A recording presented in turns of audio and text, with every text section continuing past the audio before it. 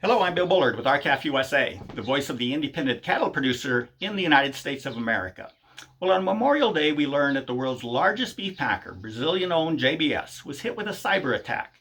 Reports indicate that JBS shut down its operations in Australia. And they also shut down operations in the United States, and supposedly they're resuming operations now. Importantly, this issue is still unfolding, and we don't know what to expect next. Meanwhile, the CME Group reports that JBS controls 23% of all cattle slaughter. That's steers, heifers, cows, and bulls. The report also reveals that the big four packers, who we know control 85% of the fed cattle market, actually control 72% of the entire cattle market. Now, Congress and past administrations have long defended this unprecedented level of concentration in our industry. They said it creates economies of scale that improves industry efficiency that lowers consumer beef prices. Well, we know that's false, as consumers are paying record beef prices while cattle prices are being driven down to levels that are putting many cattle producers on the verge of going broke. And despite this evidence, some members of Congress would not sign on to the joint Round-Smith letter because they still don't see a problem with concentration, vertical integration, imports, or the lack of mandatory country of origin labeling, or COOL, for beef.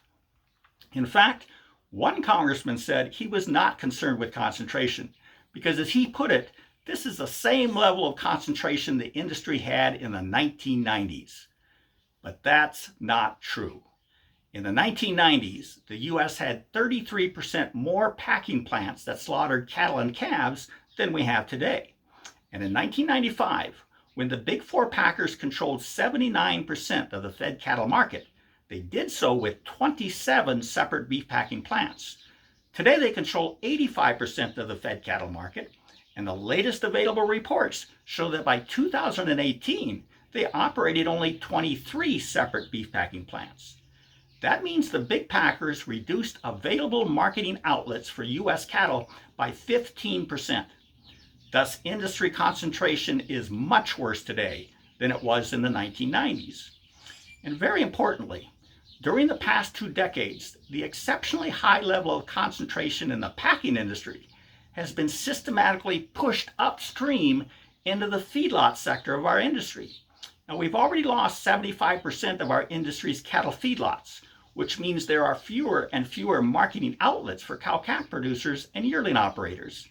Now, this is the progression of a concentrated industry. The concentration is pushed into other segments of the supply chain. And in our case, it's the cattle feeding segment.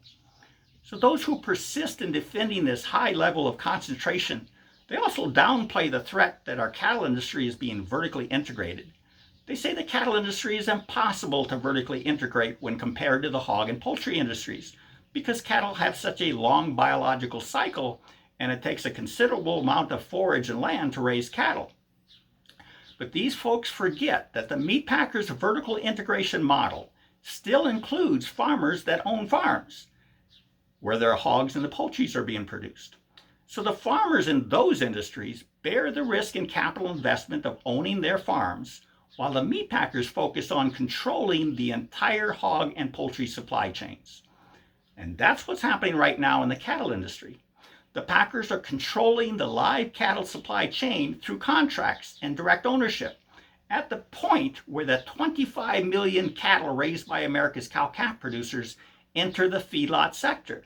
That's why we've lost 83,000 cattle feeders, or 75% of them, during just the past 25 years. The cattle industry is being vertically integrated right before our eyes, and it's happening in the relationship between the packer and the feeder.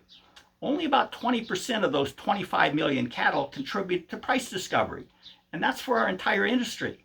All the rest of the cattle are controlled by packers. That's why it's so vitally important to restore competition to the negotiated cash market. We must immediately reverse the control over your industry that's made possible by an ultra-thin negotiated cash market.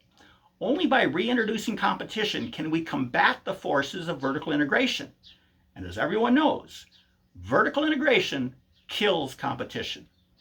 The U.S. cattle industry's most serious problem can be summed up in 2 words: lost competition. The solution, therefore, must be to first restore that lost competition and then to begin injecting new competition into the industry. And that's why the restoration of mandatory country of origin labeling for beef and the Grassley-Tester 5014 bill are so critical. The former restores competition for beef, and the latter restores competition for cattle. Please go to our website at r-cafusa.com to get more information and to join with us to restore competition in your U.S. cattle industry. With that, have a productive week. Thank you and goodbye.